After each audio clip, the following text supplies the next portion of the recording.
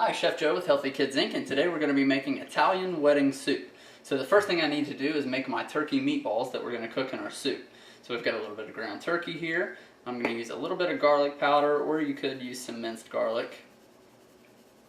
I'm just going to use enough to kind of season our turkey. Got a nice pinch of kosher salt, a few cracks of black pepper.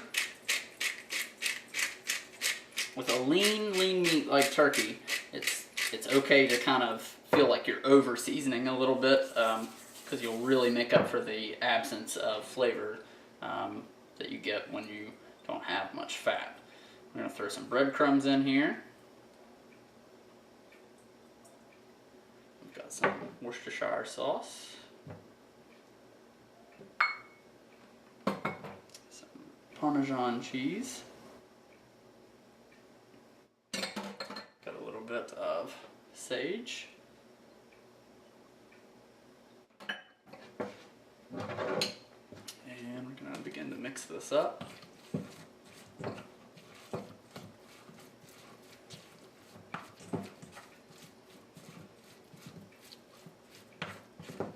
going to do this, make sure everything gets evenly incorporated.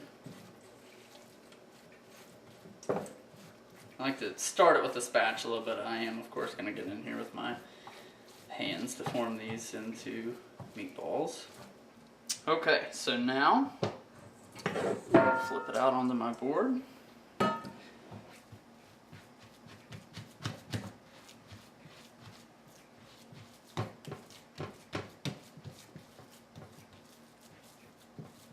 Really make sure that you've got everything incorporated into there.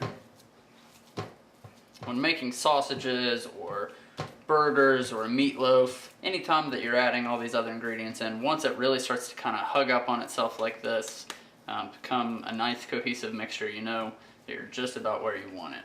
So now, I'm going to pinch out some of our mixture to form into meatballs.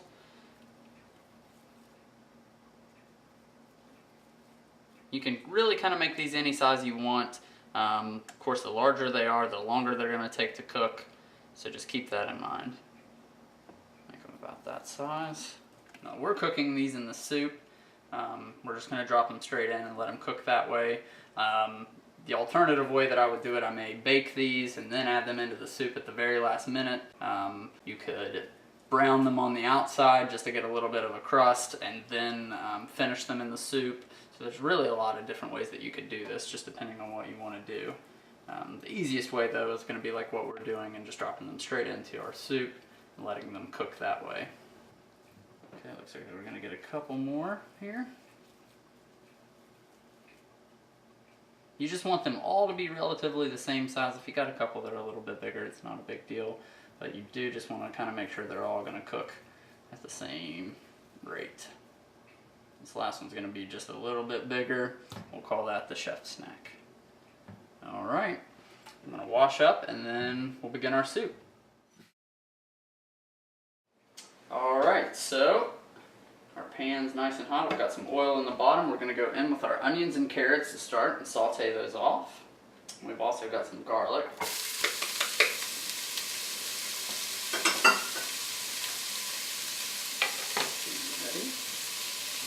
Season this, some fresh cracked black pepper, a little pinch of salt,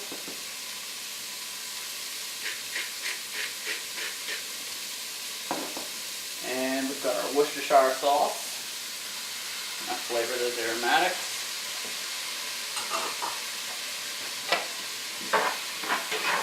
I'm going to sweat these down. And the way I like to do this, it's a nice little trick with soups and things like this. What you can do is actually take your lid and kind of offset it like this so that most of the heat is trapped inside, and that allows some of the steam to soften up those harder carrots while the onions are naturally soft, so they won't take as long to cook. So you can kind of speed up the process of softening those carrots like this. So we'll just kind of offset that for just a few minutes before we add in our liquids and begin cooking our pasta and our spinach, and throw in our rind. Alright, as you can see, our onions are already softening up nicely. Carrots just need a couple more minutes. Just come back every couple of minutes and make sure that nothing's sticking to the bottom and is burning. Okay, so now I'm going to add a splash of my chicken stock. I'm going to add the rest in just a second. Loosen up anything that may have kind of lodged into the bottom of the pan there. Let our onions kind of soak up a little bit of that flavor. So I'll do that. I'm going to drop the rind of the back of some Parmesan in. It's going to flavor our soup. I'm going to throw some sage in there whole. We can pick it out at the end. 3 cups of water. A nifty little trick that you can use, you can actually use a teapot and have your water boiling before you add it in so that you don't lose any heat. I am going to go ahead and crank this up just about to high.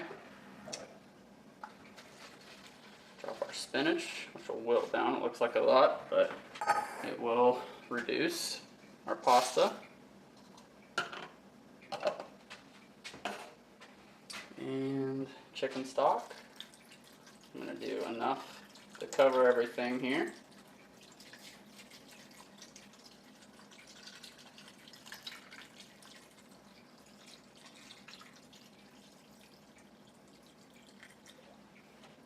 Alright. Get this a stir. Like I said, we're going to bring this up to a boil. Wait just a few minutes to drop our meatballs in once the heat comes back up, so we'll cover it. Give it just a few minutes to come up to temp. Alright, so we've come to a boil. I'm going to reduce the heat now. I'm going to drop in our meatballs.